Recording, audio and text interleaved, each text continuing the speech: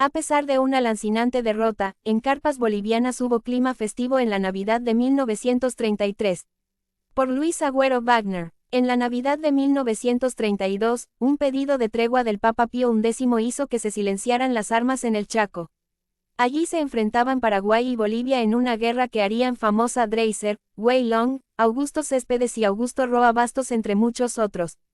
Al año siguiente, en las Navidades de 1933, ya no hizo falta un exhorto del Vaticano. El mismo gobierno paraguayo dio pie a los festejos en el cuartel general boliviano, ofreciendo un inexplicable armisticio a pocos días de que su ejército pusiera a Bolivia al borde del colapso. Maniobras inesperadas habían despedido del Chaco a un aristocrático general alemán, hijo de un conocido astrónomo de Mecklemburgo.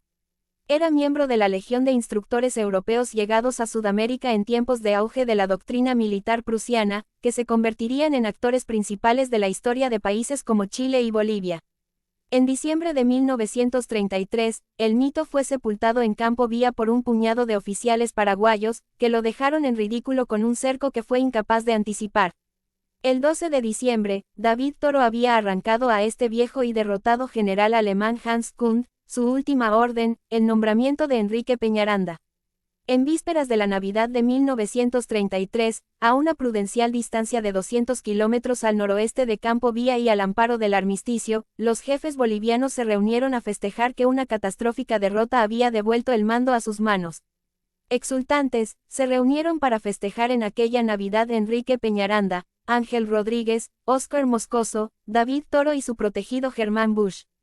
Un cronista boliviano describió aquella noche: los nuevos jefes se reunieron alrededor de una larga mesa para celebrar su encumbramiento. El desastre de Campo Vía quedó olvidado. El principal culpable, Kund, ya había sido desterrado. Los espíritus retosaban de libertad y alegría. Ellos eran ahora los dueños de la situación y sabrían demostrar al país y al mundo que podían bastarse a sí mismos, conduciendo la campaña como no lo pudieron hacer ni Quintanilla, ni Guillén, ni Lanza, ni Kund. El licor corrió sin taza. Era la primera de las parrandas con que los integrantes de esos comandos, con contadas excepciones, iban a sumar, a su fracaso como estrategas, la fama de intemperantes. A fines del año siguiente, el cerco al presidente Daniel Salamanca sería la primera operación exitosa de esta cofradía, según palabras del mismo presidente derrocado.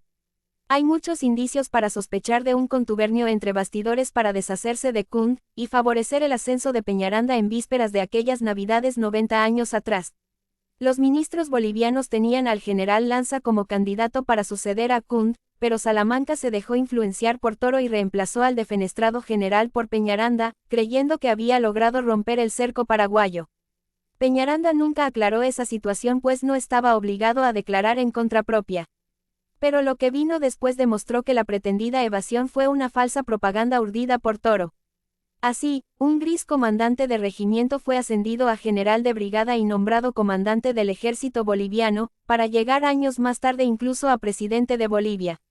Aunque en realidad fue Lanza quien rompió el cerco, según cronistas bolivianos fue Peñaranda, todavía con el polvo de su huida meteórica cubriendo el uniforme, quien recibió los créditos.